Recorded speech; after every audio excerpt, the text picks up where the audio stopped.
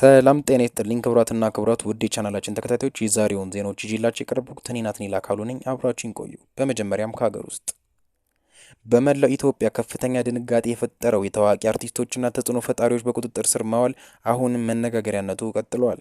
ብዙዎች በእነዚህ ግለሰቦች ላይ ምን ፍርድ ተፈረደባቸው? የፊንቴክ መኪና ማጭበርበር ወንጀልስ መጨረሻው ምን ይሆን? የሚሉ ጥያቄዎችን እያነሱ ነው። ዛሬ የወጡ አዳዲስ መረጃዎችንና የህግ ባለሙያዎች የሚሉትን ይዤላችሁ ቀርብ ያለው። ይህንን ቻናል ሰብስክራይብ ያላደረጋችሁ ቤተሰቦች እውነተኛና ታማኝነት ያላቸው መረጃዎች እንዲደርሷችሁ ይህንን ቻናል ሰብስክራይብ ማድረግ በፍጹም እንዳትረሱ። አርቲስት ሰራዊት ፍቅሬ፣ መንሱር ጀማል ልጅ ካሊድ፣ ጋዜጠኛ ዳንኤል ተገኘና ሌሎችም በመሸ በፌዴራል ፖሊስ ቁጥጥር ስር መዋላቸው ይታወቃል። እነዚህ ግለሰቦች ፊንቴክ ከተባለ ድርጅት ጋር በመሆን መኪና እናስመጣላቸዋለን በሚል ማስታወቂያ ሰርተው ነበረ።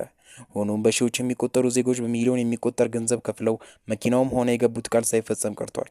ተበዳዮች በታዋቂ ሰዎች ስም ተታለናል በሚል ባቀረቡት ክስ መሰረት የምርመራ ሂደቱ ተጀምሮባቸዋል። አሁን ብዙዎች እየጠየቁ ያሉት ፍርድ ተፈረደባቸው ወይ የሚለውን ነው። በህግ አሰራር መሰረት ግለሰቦቹ በቁጥጥር ስር ያዋሉት ለምርመራ ነው። ፖሊስ ምርመራውን አጠናቆ ለአቃቤ ሕግ ካስረከበ በኋላ ነው የፍርድ ቤት ክርክሩ የሚጀመረው። ነገር ግን በማህበራዊ ሚዲያ ላይ የሚገኙ ብዙ ተበዳዮችና ታዛቢዎች ከባድ ፍርድ ሊሰጣቸው ይገባል የሚል ጠንካራ አስተያየት እየሰጡ ይገኛሉ። ጉዳዩ ከባድ የንግድ ማጭበርበር ተብሎ ከተመደበ ቅጣቱ ከገንዘብ መቀጮ እስከ ረጅም ዓመታት እስራት ሊደርስ እንደሚችል የህግ ባለሙያዎች እየጠቀሙ ይገኛሉ። ይህ ክስተት በኢትዮጵያ ማስታወቂያ ስራ ላይ ትልቅ ጥቁር ነጥብ ጠባሳ ጥሎ አልፏል።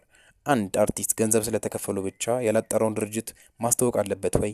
ህዝቡስ አርቲስቶችን አምኖ ገንዘቡን አሳልፎ መስጠቱ ተገቢ ነው ወይ? ፖሊስ አሁን እያጣራ ያለው እነዚህ ግለሰቦች በማጭበርበሩ ሂደት ውስጥ ነበሩበት ወይንስ ደግሞ ማስታወቂያ ብቻ ነው የሰሩት የሚለውን ነው ተብሏል። የታዋቂዎቹ ግለሰቦች የፍርድ ቤት ውሎና የፖሊስ ምርመራ ውጤት እንደደረሰን በዝርዝር የምናቀርብላችሁ ይሆናል። እናንተስ በእነዚህ ግለሰቦች ላይ ምን አይነት ፍርድ መፈረድ አለበት ብላችሁ ታስባላችሁ?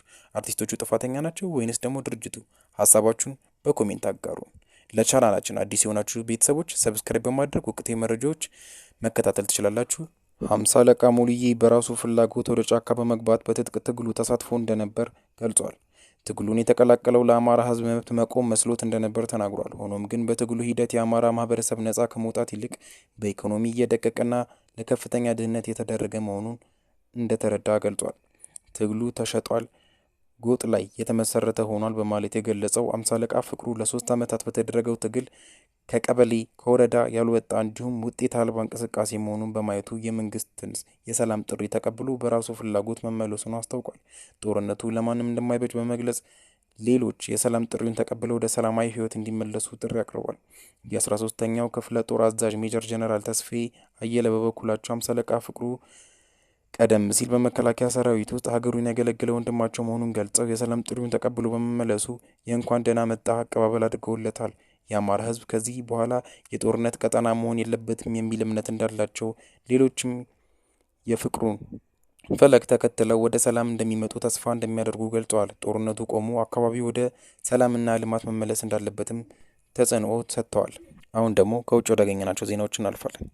ፕሬዚዳንት ዶናልድ ትራምፕ አዲስ የኢራን መንግስት የተኩስ አቁም ስምምነት መጠየቁን በማህበራዊ ሚዲያ ገጻቸው ባሰፈሩት መልእክት አስታውቋል።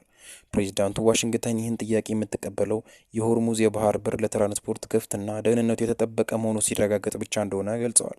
እስከዚያው ድረስ ግን የአሜሪካ ጦር በኢራን ላይ የሚያደርሰውን ከፍተኛ ጥቃት እንደሚቀጥልና ሀገሪቱን ወደ ድንጋይ ዘመን እንደሚመልሳት በዛቻ መልክ ተናግሯል። በተጨማሪም ትራምፕ ዛሬ ምሽት 9 ሰዓት ላይ በዋና ዋና የቴሌቪዥን ጣቢያዎች አማካኝነት ለህዝቡ ንግግር እንደሚያደርጉ የሚጠበቅ ሲሆን በዚህ ንግግራቸውም ጦርነቱ ለተወሰኑ ሳምንታት ሊቀጥል እንደሚችልና የኢራን የኒውክሌር ፕሮግራም ሙሉ በሙሉ እስኪወገድ ድረስ ጥቃቱ እንደማይቆም ይገልጻሉ ተብሎ ይታመናል። በአሁኑ ወቅት በአሜሪካ አስተዳደር በኢራን ላይ የሚጠቀመው ቋንቋ መቀየሩን ዘገባው ይጠቅሳል። ትራምፕ አዲሱ የኢራን መንግስት ካለፉት መሪዎች በተለየ አክራሪነታቸው የቀነሰና እጅግ ብልህ ናቸው በማለት ገልጿቸዋል። ይህ አገላለጽ ትራምፕ ከዚህ ቀደም የኢራንን ባለስልጣን ክፉዎችና እብዶች በማለት ከሚጠሩበት ሁኔታ በእጅጉ የተለየ ሲሆን ይህም ከኢራን ጋር ድርድር ለማድረግ መንገድ እየጠረጉ መሆኑን ያሳያል። አሜሪካ በኢራን የባህር ኃይል፣ የአየር ኃይልና የሚሳኤል ማምረቻ ተቋማት ላይ ከፍተኛ ጉዳት በማድረስ ወታደራዊ ድል ብታገኝም ትራምፕ ሲመኙት የነበረውን የመንግስት ለውጥ ሪጂም ቼንጅ ግን እስካሁን ማምጣት አልቻሉም። በዚህ ምክንያት አሁን ያለው መንግስት የተለየ አድርጎ በማቅረብ ድል እንደተቀናጁ ለማሳየት እየሞከሩ እንደሆነ ተገምቷል። በሌላ የውጭ ዜና የኢራን ባለስልጣናት ፕሬዚዳንት ዶናልድ ትራምፕ ኢራን የተኩስ አቁም ጠይቃለች በማለት በማህበራዊ ሚዲያ ገጻቸው ያሰፈሩትን መረጃ ሙሉ በሙሉ አስተባብለዋል። እንደ ዘገባው ከሆነ የኢራኑ ፕሬዚዳንት ማሱድ ፓዛሽኪያን ከአውሮፓ ምክር ቤት ፕሬዚዳንት ጋር ባደረጉት የስልክ ውይይት ጦርነቱ ለማቆም ፍላጎት እንዳላቸው ቢገልጹም ይህ ሊሆን የሚችለው ግን ጥቃቱ ዳግም እንደማይፈጸም አስፈላጊ ዋስትና ሲገኝ ብቻ እንደሆነ አጽንኦት ሰጥተዋል። ይህም ትራምፕ ካሉት የተኩስ አቁም ጥያቄ በተቃራኒ ጦርነቱ በዘላቂነት እንዲቆም የሚጠይቅ እንጂ የእጅ መስጠት ምልክት አለመሆኑ ተገልጿል። የኢራን የውጭ ጉዳይ ሚኒስቴር በበኩላቸው ሀገራቸው ጊዜያዊ የተኩስ አቁም ሳይሆን ጦርነቱ በሁለንተናዊ መልኩ እንዲቆም እንደምትፈልግ ገልጸዋል። የኢራን ባለስልጣናት አሁን ባለው ሁኔታ የተኩስ አቁም መጠየቅ ለሀገሪቱ ጉዳት እንዳለው ያምናሉ። ምክንያቱም ግጭቱ በውል ሳይቋጭ ለቆይታ ከተገታ አሜሪካ በማንኛውም ጊዜ ጥቃት ልትሰነዝር ትችላለች የሚል ስጋት ስላላቸው ነው። በተጨማሪም የኢራን ጦርነት መቆም በሊባኖስ ካለው ሁኔታ ጋር የተያያዘ መሆኑንና ጉዳዩ እጅግ ውስብስብ እንደሆነ ተመላክቷል።